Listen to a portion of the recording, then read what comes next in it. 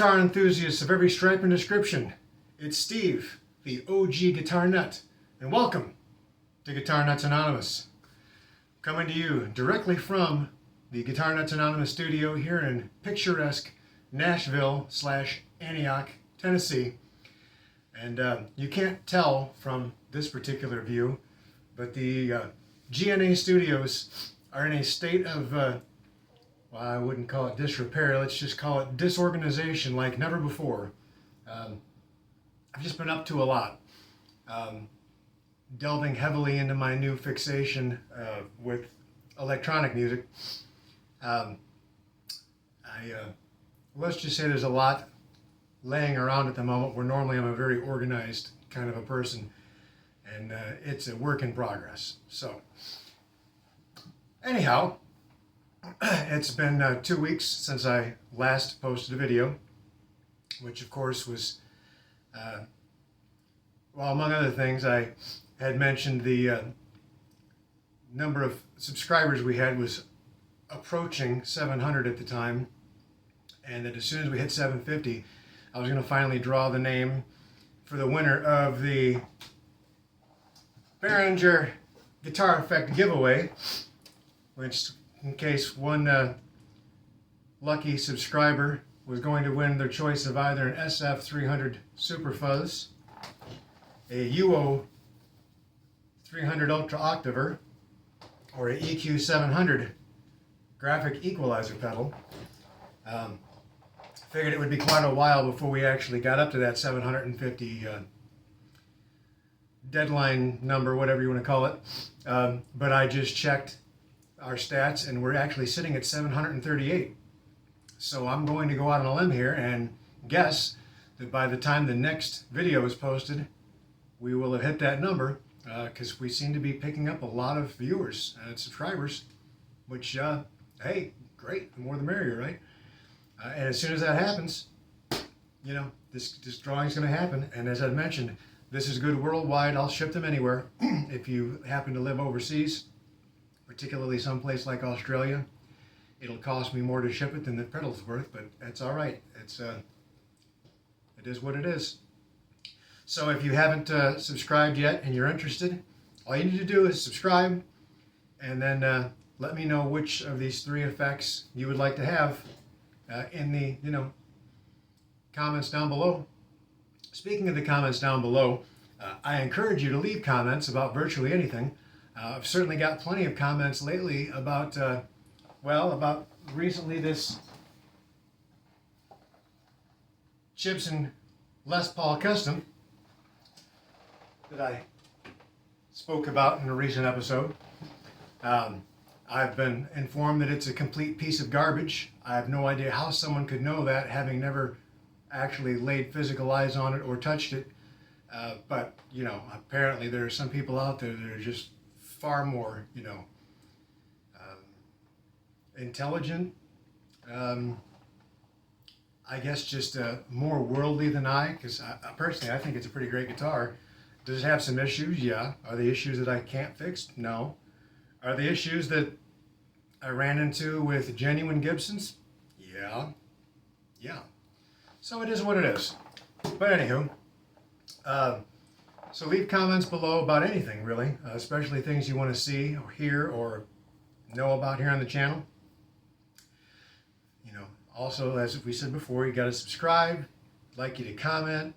I'd like you to share this. You know, post links to this video or any of my videos on your Facebook feed or your Twitter or any of the other new social media that I'm probably not aware of because I'm, you know, 51 years old and therefore completely out of touch with the greater social world.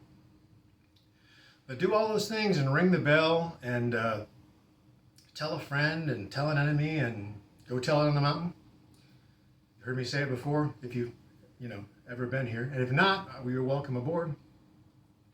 So anyway, what's new in my world? Well, I've worked my tail off lately. I've been averaging 60-hour weeks on the job. For those of you that aren't aware, I'm a chauffeur here in Nashville.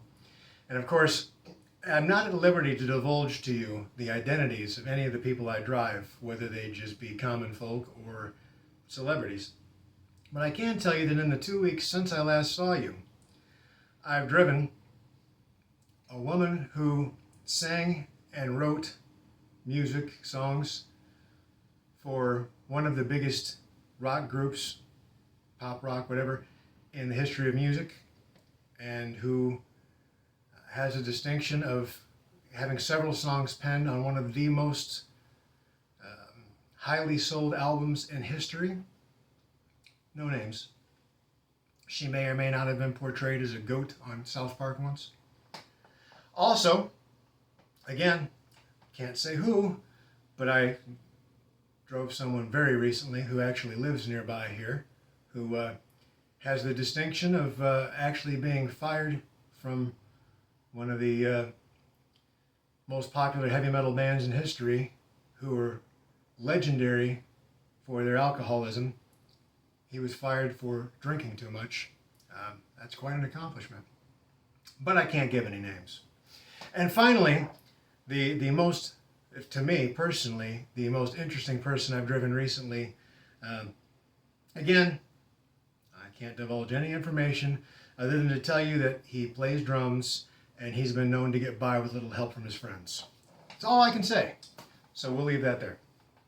Now, in the world of guitars at large, I pretty much figured out what's going on in the greater world of guitar by watching YouTube. If not by actually watching individual videos, then just by following the feed and seeing what product is absolutely flooding the YouTube market, because manufacturers have figured out the way to get sales is to send off boatloads of free products as they're introduced to popular YouTubers, of which I'm not one as of yet, but who knows, it'd be nice one day. But what I've seen, two particular products that are recently released got my attention, at least not my attention because I want them, just because I noticed them so much. One is Laney, the famous British amplifier company, has released a couple of small practice amps, heads, tube heads, that apparently sound phenomenal and are really reasonably priced. Phil McKnight was quoted as saying a great amp at a price anyone can afford. I'm not sure what anyone means, but I think I can follow what he has in mind. I'm going to guess it's something that's sub $300, which is cool, Now, on the other side of the coin, apparently Fender has released a large sort of a multi-effect amp sim unit, something I guess to compete with your Kempers and Fractals and Line 6 Helix and all that sort of rigmarole. And I believe they're calling it the Tone Master Pro. And I guess at least from the YouTube titles that I've seen, it sounds great. I haven't watched any of the videos yet. If I indeed will, I don't know. I'm not in the market, but that never stops me from watching anything else. But apparently this unit, it's got, amp modeling and speaker modeling, which I guess would mean, IR, impulse response, signatures and all that kind of jazz. And I'm guessing a comprehensive selection of effects. For all I know, it may even have guitar modeling like Roland used to have. I haven't done any research yet. But the one thing I do know is that the unit is retailing at $17.99, which I don't know. Does that put it in the same market as your Kempers and Fractals and things? Yes, but in the same way that Fender isn't really known for their effects pedals, they're not known for this kind of modeling technology. Now granted, they make these modeling amps, of which I own several, my beloved Mustang amps and my Tone Master, used to be my Tone Master Deluxe Reverb. I actually swapped that off for a genuine tube. What's the official title? The Fender Champ Reverb Deluxe Pro, I don't know. It's the reverb and tremolo version of the Champ that they put out recently. It's all tube and sounds phenomenal. And I did a straight trade on the Tone Master Deluxe for one of those. I have no regrets. It suits me much better. The Tone Master Deluxe was an awesome amp. Don't get me wrong, and it weighed, you know, about as much as these 3 pedals. I mean, literally, it was feather weight. But it just had entirely too much output for my needs, and I'm much happier with this all-tube Champ. But anyway, so Fender, is it going to sell? Maybe. I mean, I'm not psychic. If I were, I would have, you know, bet heavy on Amazon back when they were just a bookseller. Of course, I did not, as is evidenced by the fact that I still work for a living. Anyway, enough of that. Yeah, so yeah, Fender has a deluxe modeling amp solution situation that apparently sounds great and costs an arm and a leg. Is that a recipe for success for Fender? Who knows? I wouldn't bet on it, but I've been wrong before. You can ask any of my wives. So, what else? Oh, got a package in the mail. As some of you would remember, because I recently, last episode in fact, did a bit of a dive on a SUPARIC by Ivy that I had built. Mentioned the fact that great guitar, tuners are hot trash, pickups kind of, well, they kind of blow. So I'm going to fix all those issues, and I got a hold of GFS Guitar Fetish, and I ordered some parts, and I think probably my next episode I'll post will be the installation of these parts, since you've asked, you meaning the greater you, have asked to see some of my workbench video. So I've got the Guitar Fetish E70 locking tuners here. Yes. Got this lovely KPW71 wiring harness, solderless.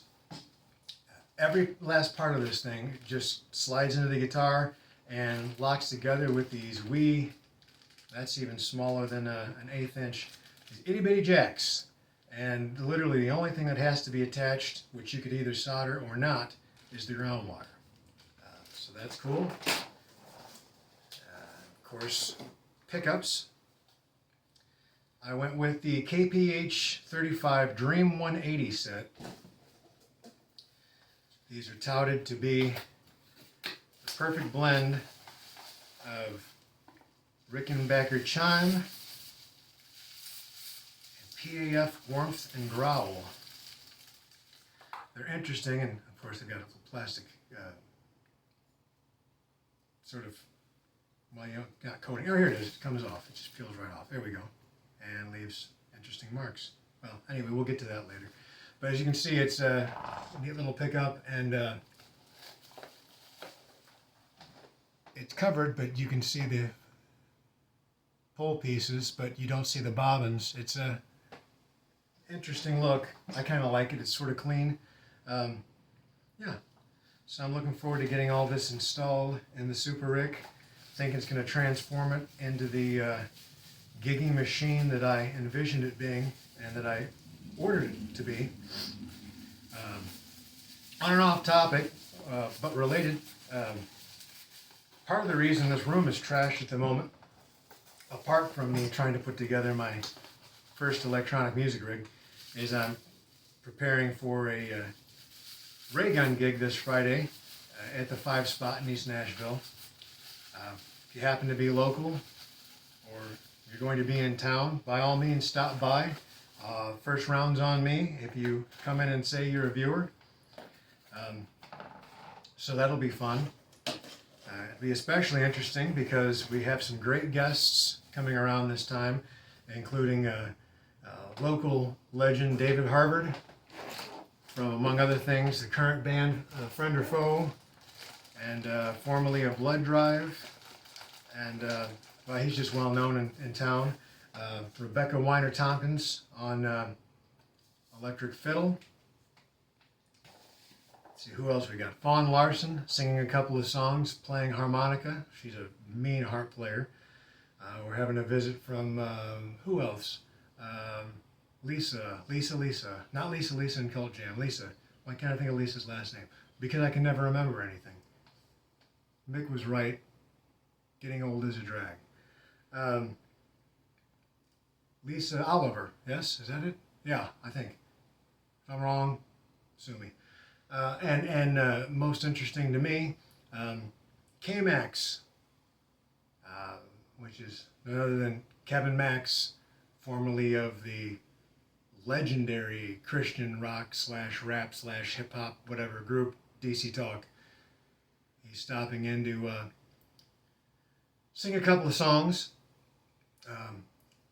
Our man Mark Schenkel, also known as Smiley, is going to be coming by to sing a couple of songs and play his wonderful saxophone. So we got lots of cool guests, and we always have a great time.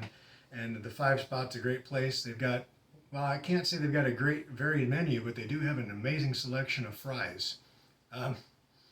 They put all sorts of things on fries and make it a meal. And they're good. That's all I can say. Got some great craft brews on tap, and their own really good generic Red Bull equivalent on tap, which I'm a huge fan of. But anyway, so we're playing this Friday, which is October 7th, from 6 p.m. to 8:30 p.m. You can make it out, by all means do. Be glad to see you. Thrilled to see you, in fact. So yeah, next episode intends to be me modding the SUPARIC. So what's the main idea of this episode? Well, thought I'd do a quick mini review of this little baby here that I had briefly shown and talked about past episode. This is called the LORCAN by Caline. It looks like a Speak and Spell from the 80s or something from Fisher-Price Toys. If you look at it just right, it kind of resembles a robot's face, eyes and a mouth. Starting to sound like Trogley. Yeah, this is a little practice amp. And honestly, it's one of the coolest little gadgets I've come across in a very long time. As well as having a couple of speakers built in, it has distortion and delay with, in the case of the delay level, repeats, and time, so a full selection of controls. For the distortion, volume, tone, and gain, and a master volume to govern the whole thing. Doesn't take batteries, actually has an internal rechargeable battery that you hook up with a USB. Well, it doesn't have to be a USB, that's what I use, but it's your basic 9 volt, actually no, 18 volt in this case. I believe it's a center positive. I'd have to take a look. Don't hook the wrong one up. You blow up your Caline LORCAN, don't blame me. I should also mention that these are available in a black version, which is made for bass. Got this off Amazon. They seem to be running right around $89. I got mine for about 20 bucks less than that on Prime Day. As I understand, next week they're having another sort of Prime Day on Amazon, so these may go on sale cheap again. So this is well timed. If you wind up liking this, which I think you might, you can pick yourself up one. Especially after you get to see and hear it in action here. So let me, I'll use this box, hike this bad boy up, try to keep it in the frame here. Other features I would want to mention real quickly. It has an aux in case you want to play your MP3 player, your phone, whatever, through it and jam along. Headphone jack, which is great. Input and output naturally. And output, interestingly enough, you can actually use this as an effect pedal. So you can run out into your amp, a big amp, and use these effects. I haven't tried it, but it would make sense. Also, one of the coolest features is it has 3 9-volt out power sources, so you can power 3 other pedals with it, or more if you're daisy chaining them, and however it goes. Just don't exceed the output milliamps. You know, you have to pay attention so you Don't underpower your pedals. But anyway, what you probably want to know is, what does this thing sound like? And how loud is it? This is interesting. This when I turn it on. Plays little chimes, sort of like, well, in the old days, if I recall, my computer used to do something like that when I'd fire it up, play a little melody. Looks like it's charged about 50%. There are 4 little LEDs across the top of the panel here that tell you what your charge level is at. Pull out old number 1 here with my new Box Python strap, which weighs more than the guitar. Find out real quickly if I'm in tune, or at least relative tune, and then we'll give this a listen. Let's see here.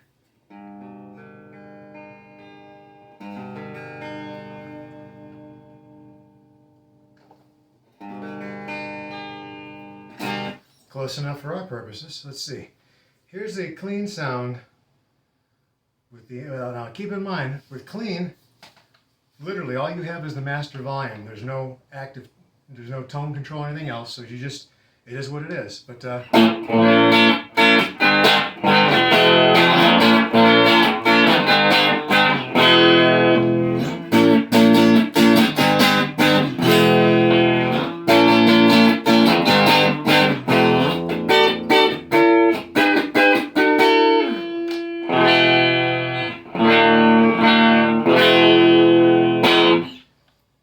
bad low tone.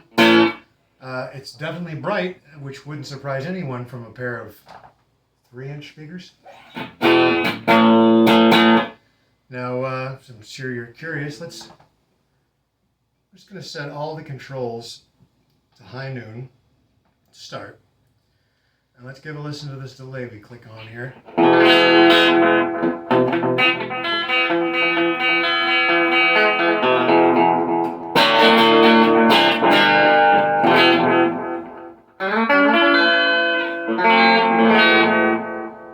A really nice analog sounding delay. Whether or not it is analog, I don't know, but it does seem to, the repeats seem to degrade in tone as they fade out, so it could well be.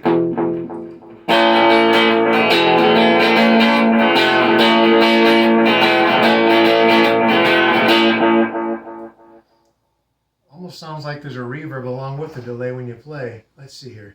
Let's back off the repeats a bit. Tighten it up. Get some slap back. Just to aim those controls to the, what would that be? The 9 o'clock position.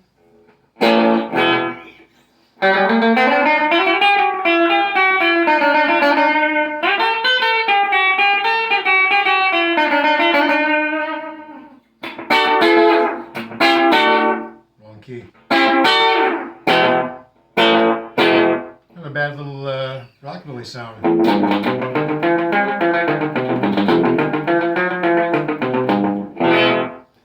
That's with the the delay level at half. Let's go ahead and dime it.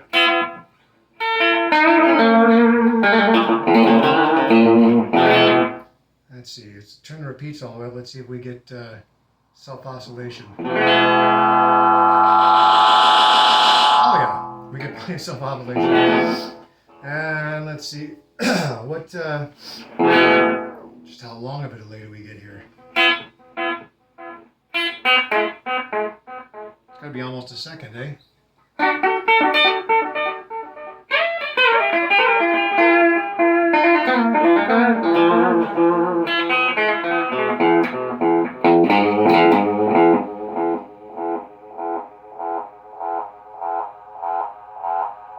Yeah, I'm going to say that's definitely analog. I'm liking that. You can tell my fascination for electronic music is taking over. So there's our delay. Now let's hear this distortion. Again, I'm going to have everything at noon. And we'll give it a listen. Let's see what kind of tone we have here.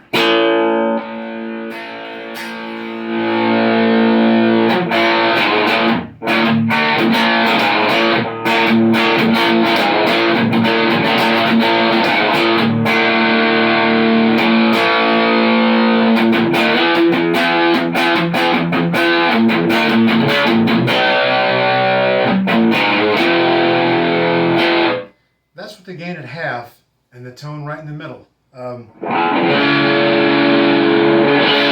It'll get a lot more harsh, but I think it sounds best right in the middle. If the tone all the way down, of course, you get real woofy. But what's that? I would probably, in fact I do. I set the tone right in the middle and leave it. Now how much gain is on tap actually? To be honest, between noon and all the way up, not a huge amount of difference. Low gain.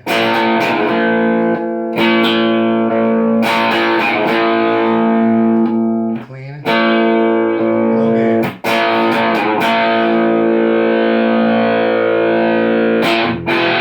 Again, I would leave the gain right in the center.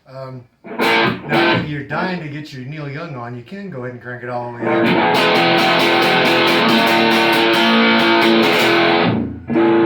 Sticking to me.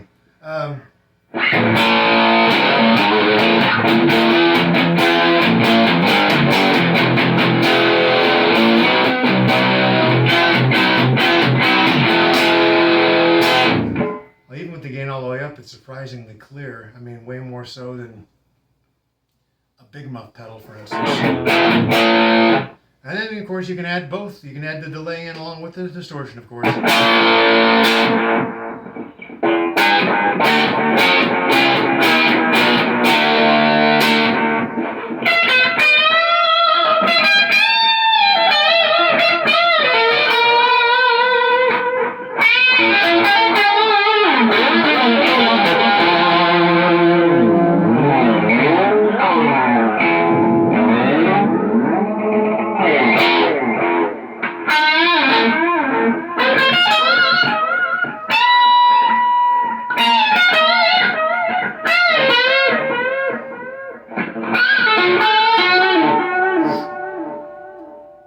So I'm finding, personally, if you're curious as to what I like, obviously volume to taste, tone and gain on the distortion, set straight up. And for me, the level and time and repeats on the delay, when I use it. Right in the middle. I kind of like that, or, slap back. I've never been a long delay using kind of person much. I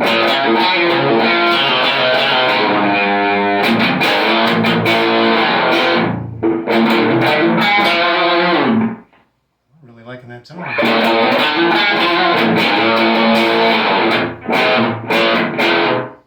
So,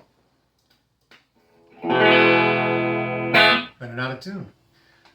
So there it is, without any further ado. The Caline LORCAN, one of the definitely most distinctive looking practice amps that I've personally ever come across.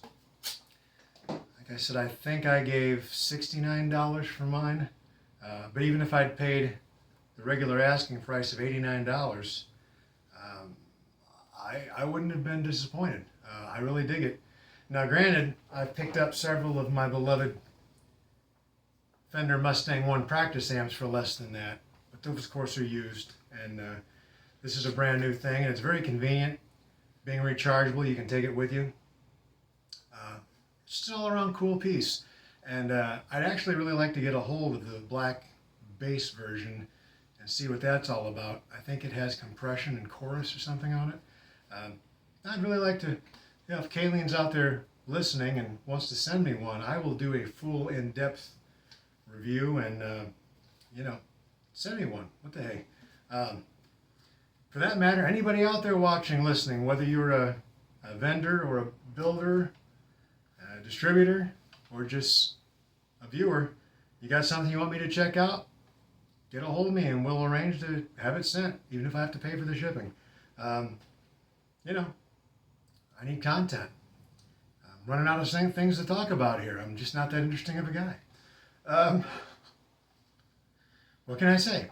I know what I can say. I can say hello to a couple of people. I want to say hello to Dwayne out there, who's trying to put together a new version of his Ramones tribute band, the Cretans.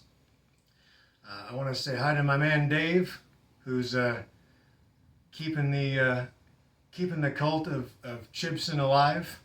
I gotta say hello to Steve, who always checks up and wants to find out when the next episode's coming.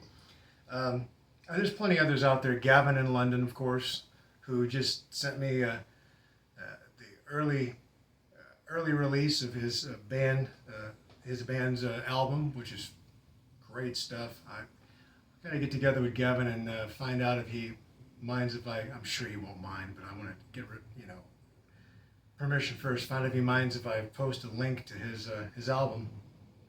And all you others out there, there's so many of you now. Like I said, 738 last I checked. There could be more since I started this. Love having you aboard. It's a fun little community, and it is growing. It's not growing at massive, viral levels, but it's growing. There was a time when there were only a handful of you out there, and now, approaching 750. In the grand scheme of things, it's nothing to sneeze at. But on the other hand, if I sold 750 copies of my album, I'd be pretty chuffed. So, what can you say? And one last time, I will make an appeal to people out there to subscribe and tell me in the comments which of these lovely, brand new, in the box Behringer effects pedals you'd like, be it the EQ700, the Ultra Octaver EO300, or the 3-mode Super Fuzz Distortion Effects Pedal SF300.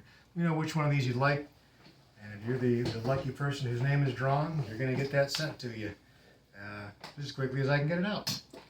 So until I see you next, you know the regular drill.